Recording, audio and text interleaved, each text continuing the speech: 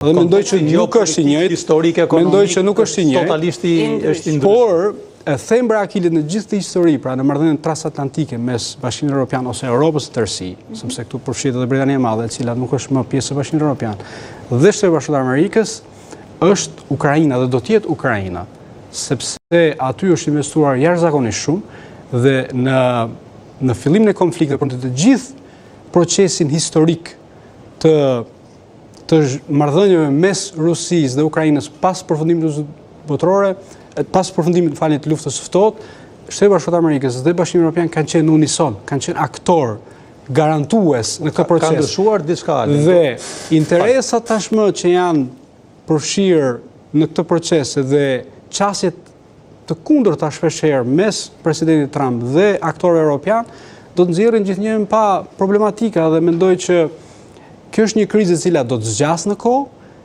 nuk do të ketë një zgjidhje të shpejtë, siç tregojnë edhe ngjarjet, sot në Turqi nuk arrit asgjë konkrete. Edhe nëse arrihet një armpushim apo një paqe, do të jetë një paqe e brisht dhe Ukraina do të përfundojë një konflikt i ngrirë. Pra problemi do të jetë aty dhe se si do t'i qasen qendrat e rëndësishme vendimarrëse në Washington dhe në Europë do të jetë për të para do të jetë problematike në shumë nivele. Duhet i themi disa gjëra edhe pak më drejt në mënyrë që edhe njerëzit ta kuptojnë se çfarë po ndodh. Ju folët për raportet e reja mes Shtetit Bashkuar dhe Bashkimit Evropian. Optika me cilën e shikon Washingtoni në presidencën Trump, marrëdhëniet me Europën ka ndryshuar tashmë. Nuk është më ajo e dekadave më përpara. Përse ka ndryshuar? Për shkak se Donald Trump vjen nga një përvojë unike personale.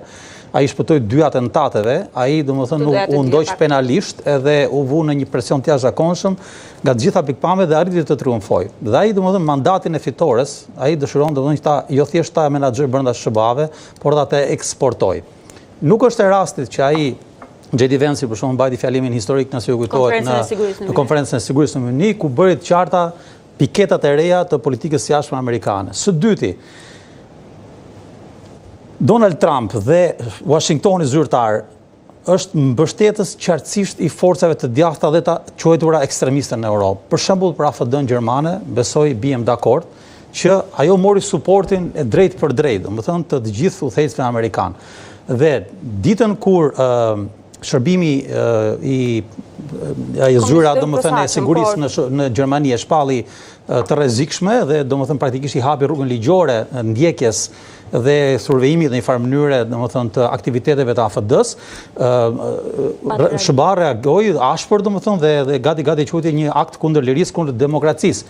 Jo vetëm kaq, por kancelari Merz u detyrua që ndonse AFD-ja ishte një forcë e djathtë dhe është forcë e djathtë, të mos bënte koalicion me Merzin, Merzi pra me AFD-n, por të zgjidhte socialdemokratët, pra duke zgjedhur një rrugë të përkundërt me ajo që shikon Washington. Në këtë kontekst. Kështu që përplasjet do të vijojnë, e them unë, më thënë, për shkak se zoti Trump nuk do të tolerojë këtë pikë. Ringritjen e forcave të djathta dhe zbatimin e politikave që ai po i bën në SBA dhe në Europë. Shumë e drejtë, mendoj që është një hendek që është krijuar dhe do jetë vështirë për të mbushur në një kohë të shkurtër, sepse Europa sot është kështjella e fundit e liberalizmit, nëse do ta quajmë kështu. Ndërsa Shtetet Bashkuara të Amerikës e kanë lënë mbrapa këtë epokë, tashmë me presidencën Trump, edhe këto do jenë konflikte të cilat do të vijojnë.